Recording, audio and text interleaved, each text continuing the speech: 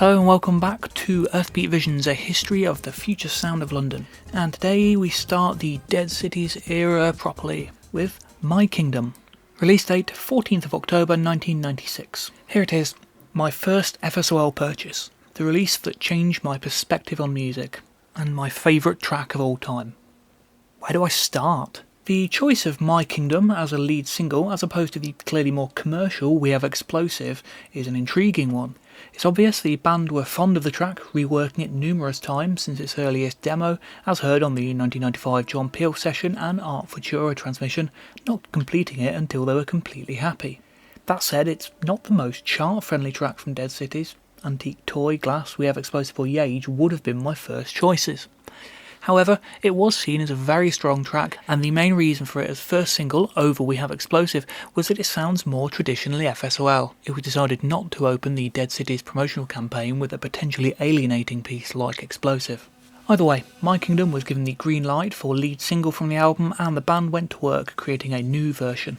Although not quite as radical a reworking as the single versions of Cascade and Lifeforms, My Kingdom nevertheless deviates significantly from its album mix, particularly in its length, with part 1 running to nearly 11 minutes. After the more straightforward B-sides approach of the Far Out Son of Lung single, Brian and Garry return to the multi-part approach here, albeit in slightly truncated form, with part 2 being a remix by Leon Marr, and part 5 the radio edit. Only 2 more variations were made after the single mix. Part 1 itself, with its slow-rolling breakbeat and guitar samples, feels at first like familiar territory for the band, not too dissimilar to the ISDN era of the previous year, but the Mary Hopkin vocal changes all that, bringing in a haunting and somewhat emotive atmosphere that, combined with the track's length, makes it the most epic-sounding piece in the band's catalogue, perhaps behind only Darshana.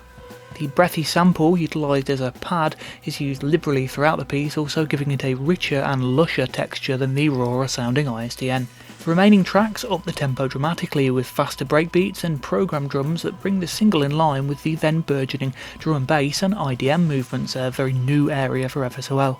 All tracks are, similarly, less psychedelic in texture, with harder sounding percussive samples adding variation rather than the bizarre gurgles and rumbles of earlier releases. Overall, this more aggressive, more frantic and cleaner sounding production feels like quite a dramatic shift from ISDN, and finds the band once again embracing contemporary electronic sounds. The more mechanical approach to beats and samples lends the single a somewhat urban, even industrial atmosphere, something matched on the cover image. A buggy photo of a partly demolished bus station is mirrored, giving the impression of a building falling apart. In its centre is a strange structure, and above floats a cube. It's actually a very science fiction image, at odds with the more fantasy-like imagery that accompanied much of the 93 to 95 era. Although there's no official explanation, the structure in the middle is modelled by Olav Wendt and resembles the arms of Spikey. The fact that each of these arms, or tentacles, appears to be emanating from an individual vortex in the ground suggests that they are indeed Spikey's arms, and this is where they all come together after they've punched wormholes into reality as seen in the Lifeforms gatefold. It's an incredibly striking image, marvellously constructed by Buggy. The city imagery, of course, feeds into that of the single's parent album, Dead Cities, and, as with many of the musical ideas, is incredibly different to previous releases. The decaying urban environment portrayed is more gritty and down-to-earth in comparison with the exotic, even alien landscapes painted by FSOL of old. The EBV logo, with the updated electronic brain violence legend, appears on the sleeve. This is the first FSOL release to feature the contemporary Virgin logo though, abandoning the 1970s version. The disc art, as with Dead Cities, intriguingly uses the previously unseen right-hand side of the Lifeforms cover. The urban imagery continues into what is probably the band's best music video. Whereas past videos had alternated between computer-generated imagery and live-action footage, the My Kingdom video finds them blended almost seamlessly.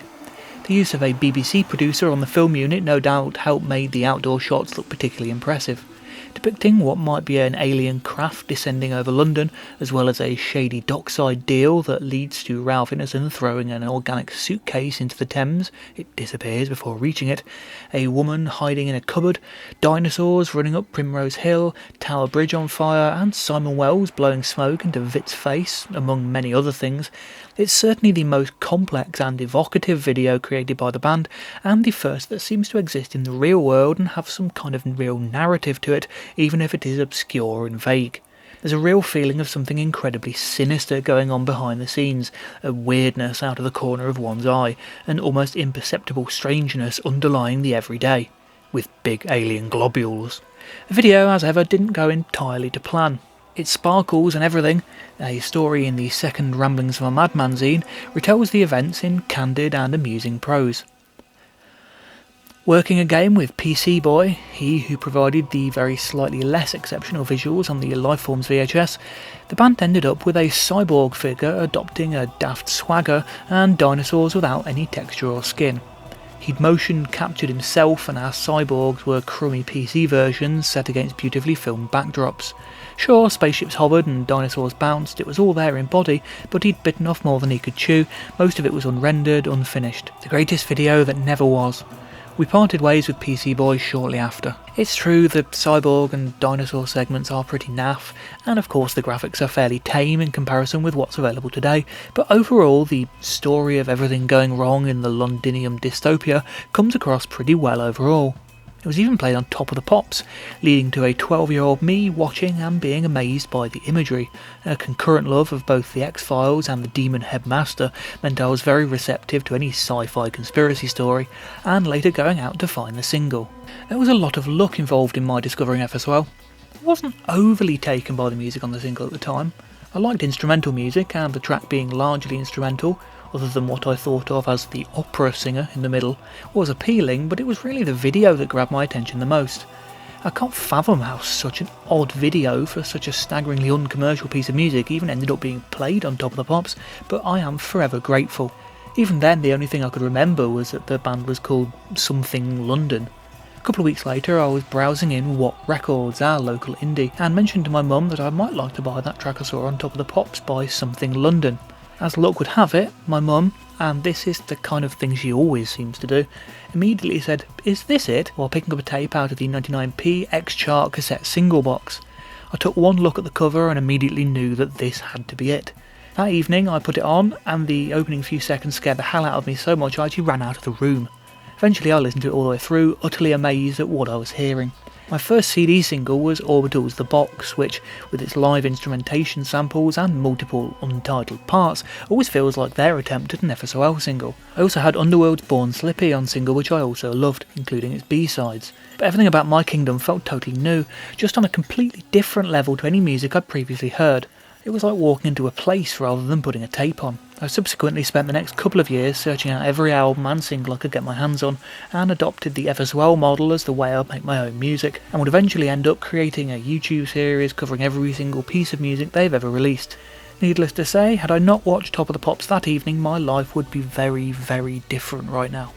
Having cracked the UK Top 40 with their previous 4 singles, My Kingdom was likely to be a success, and remarkably it charted higher than any of their previous entries, peaking at number 13. It was really only a very short spell of time when a track as downright uncommercial as this could land 3 places outside the top 10. When broadcast on Radio 1's chart show, Part 2, Leon Mars remix, was played instead of the single version.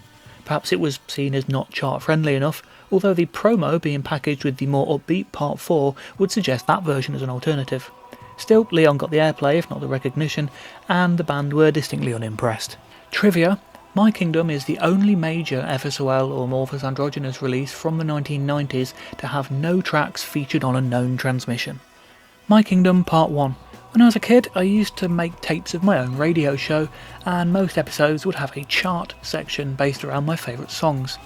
When I started buying singles in '96, the chart would change regularly, the novelty of new songs each week often taking them to the top of the chart. And then I bought My Kingdom, and it ground to a halt. Other than one week in 1997 when I bought BT's Flaming June, My Kingdom Part 1 stayed at the top of the chart until I stopped making the tapes.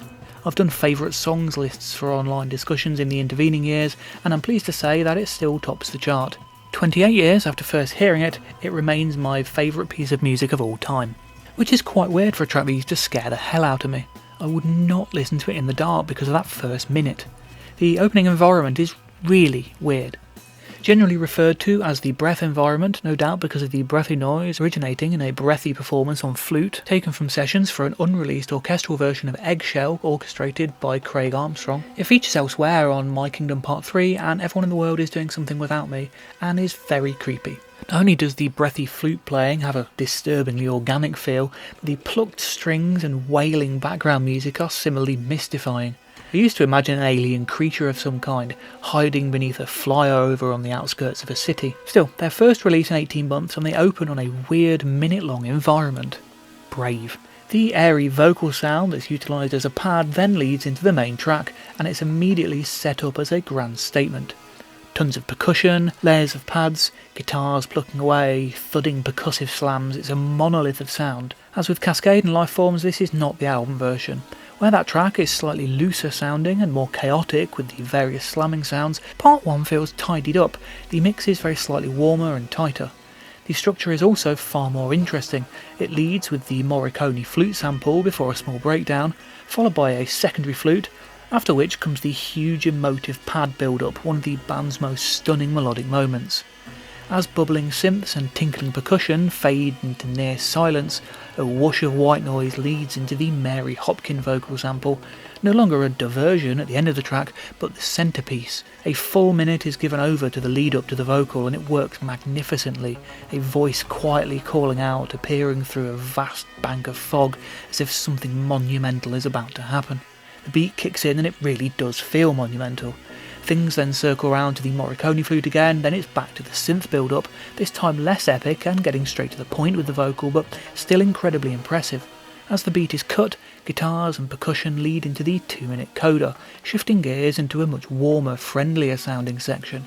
Most would have simply ended the track before it, but this section rounds out the piece perfectly, cementing its status as an epic multi-part suite. A rather odd edit would later appear on the Teachings from the Electronic Brain compilation, and a somewhat less odd edit appears on the CD and cassette editions of the single as Part 5. Neither comes close to the majesty of Part 1 though. Did I mention that I really like this track? My Kingdom Part 2. As someone who liked weirdness in music, 12-year-old me also had the capacity to be remarkably prude when it came to loudness. After the magnificent opening part, I immediately lost faith, wondering why they had to ruin it with this fast, noisy track. My Kingdom Part 2 is effectively a reconstruction by Leon Marr. Marr, the production alias of the pleasingly reversibly named Noel Ram, is best known for his drum and bass releases under the name Archon 2, and he had a studio in the same block as Earthbeat. Brian and Garry were impressed with his music, especially the less straightforward material he was beginning to develop at the time, and invited him to contribute to the single. The result? 3 minutes of clattering, fast-paced, ever-changing drums, bizarre disembodied voices, squelching synths, and bloody weird noises. It's hard to hear any My Kingdom in there other than a very brief pause for the track's lead pad sound at 1 minute 45, although it's possible the main vocal sample is a pitch-shifted version of the Hopkin vocal from the original. High-pitched chipmunk voices at 140 add a sense of deranged lunacy. I always imagined a games arcade late at night, music blaring out, drunk and high teenagers acting crazy. My Kingdom Part 3. Opening with the same vocal environment as Everyone in the World is Doing Something Without Me, incorporating the breath environment from Part 1, Part 3 introduces the first of the interlinked themes from the Dead Cities era. The track itself is very different from those two, however. A fast-paced piece built around a semi-drum and bass rhythm is probably the darkest track on the single. Strangely queasy-sounding synth chords run throughout, with bass guitar notes plucking out a doom-laden melody. It's an incredibly tense piece. I always imagined it soundtracking the moment after shit has hit the fan. The city's about to die, the aliens have just started the invasion, the skies have turned black, the point of no return. It's an incredible track that doesn't really sound much like any other FSOL work. There are a number of samples from the original My Kingdom in the mix, including percussion, a twinkly synth motif, and occasional use of the Osric Tentacles guitar sample, but they're used sparingly. In fact, it's a strikingly minimal sounding piece, lacking the layers of organic sound of the band's earlier work, instead portraying stark lines of architecture defined in concrete and steel. The track eventually fades out, with the closing environment gradually morphing into Part 4. My Kingdom Part 4. This shared opening environment opens up the atmosphere somewhat, a grand vista of the city smashed by huge metallic booms heralded by a flute melody. The beat kicks in and it's the group's first foray into what might be called IDM, fast-paced, complex, featuring a number of glitchy sounds. It's joined by the range of slamming percussion found throughout the rest of the EP, giving the piece an aggressively rhythmic feel. This is used as the basis of a fairly straightforward reprise of the main theme, flutes, vocals, guitars and all. It's an impressively made piece of music, possibly the group's most intricately programmed up to this point, but the recurrence of the main samples makes it very slightly underwhelming, in a way that none of the other band's singles really are. This feels like a simple remix rather than a related piece. 3 huge booms echo into silence and the track finishes. My Kingdom Part 5, also known as My Kingdom Media Mix on the promo single. Whereas the radio edits of Cascade and Lifeforms were referred to as Short Form and Radio Edit, and existed outside of their respective multi-part suites, the commercial version of My Kingdom is bizarrely Part 5. Not sure how I feel about this, it doesn't quite fit into the structure of the variations on a theme idea, only existing for radio play. Nevertheless, here it is, and it's basically the first half of part 1 with a few trims. The first breakdown section, after the initial Morricone flute, is utilised for the first appearance of the Hopkin vocal, allowing the pad build-up to lead to the second use of the vocal sample at the climax of the track. It's a very neat way of structuring it, it almost gives the track a verse-chorus structure. Although not a patch on the full-length part 1, it's still a fine version of My Kingdom, and of course it was the very first FSOL track I heard, meaning it will always have a place in my heart. Teachings from the Electronic Brain. Described on the old EBV site as an electronic soup, culture is minced through the machines here at the brain, producing a non-linear TV programme. Chunky ingredients include spoken word, comedy, music, poetry, information and philosophical shorts presented by an amorphous changing entity Yage, and film, animation, CG, first airing MTV Europe mid-July. The description is a little misleading. There's very little in the way of comedy, poetry, information or philosophical shorts, and it eventually came out in October, but it is basically a continuation of the group's experiments with film. Sadly never given a proper release, this film was broadcast on MTV2 in October 96 to promote the then forthcoming release of Dead Cities. It's the closest thing to the Yage film the band spent the 1990s promising, although it actually contains relatively little in the way of truly new visual material. The film combines and reuses most of the footage from the Cascade Lifeforms, Far Out Son of Lung and My Kingdom videos, with some new imagery. Max includes beautiful coloured abstraction and 3D graphics, including some new fully rendered landscapes that always remind me of the floating islands level of Tomb Raider 2. We have Explosive features entirely new collage graphics by Run Rake. Glass seems to have taken a large portion of the budget with a whole new range of CG structures, landscapes and animated objects, creating a strange alternate world for the track to occupy. Mountain Goat features beautiful time-lapse footage of London. After a largely Dead Cities oriented run, the film closes on a handful of older tracks, including the aforementioned Mountain Goat, Slider, FSOL Dead Can Dance sound samples from 1992, and Leon Ma's track Sleight of Hand, later released under the name Oil. The initial MTV2 broadcast gave titles for each piece, introducing the between-track sections all as Environment by Amorphous Androgynous. A promo VHS copy of the film was sold on eBay in the early 2000s, and I was poised to bid on it until it suddenly shot up to more than £200 in the last 5 minutes. Never seen a copy since. Digital rips of an off-air recording have been shared online for many years, originally on the fan disenchanted FTP in the early 2000s, and more recently there have been several different copies of varying quality on YouTube. Due to the high viewership of MTV2, it has become a very popular and very well remembered moment in the FSOL catalogue. Also, as their only full-length video, it has a unique place in their history. ISDN BBC Radio 1, 26th of October 1996. One major difference between Dead Cities and its tour and the previous albums and tours was the timing. Lifeforms was built up and previewed in the 18 months prior to its release over numerous Kiss FM mixes and 3D Headspace Tour transmissions. ISDN 2 was built up from those sessions as well as shows from the late 94 mini tour. All in all, only a handful of 93 to 94 tracks were released without prior broadcast. The 1996 tour, in contrast, came along after Dead Cities in a more traditional touring manner. There were of course a couple of 95 shows with work-in-progress tracks, but otherwise the 26th of October 96 show was the only Dead Cities show to be broadcast before the album, 2 days before in fact. The transmission is almost a Peel session, given that it went out on a John Peel show, albeit one Steve Lamacq was filling in for. It wasn't advertised as a Peel session however, and thus remains simply known as Radio 1 broadcast. Alison Howe, producer of The John Peel Show, was very enthusiastic about the transmission. It's special because they're broadcasting live from their studio. We've done broadcasts like this from our own studios in London's Maida Vale, but it's more exciting this way. The sound quality is excellent, and I've always wanted to do this with FSOL because they're a band at the front of new technology. I imagine most electronic bands will be doing this quite soon. Sadly not.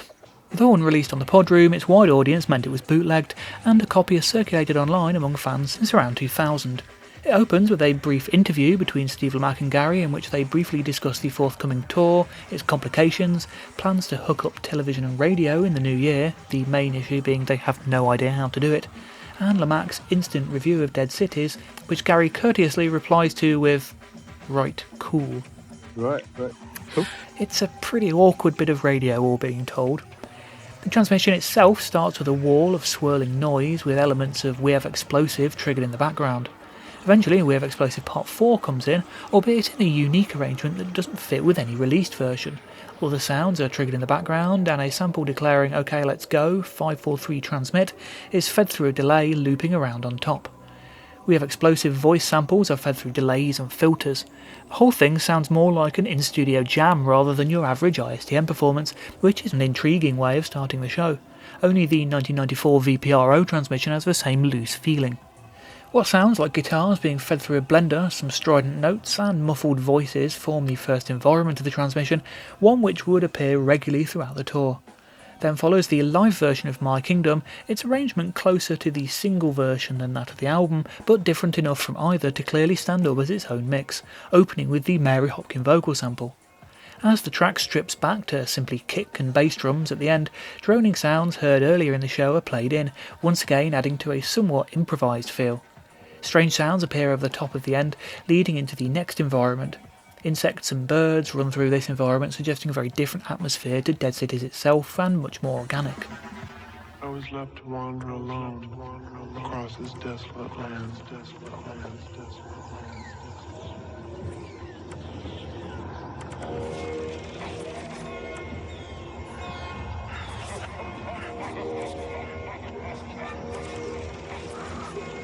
I know many things. Things that I feel.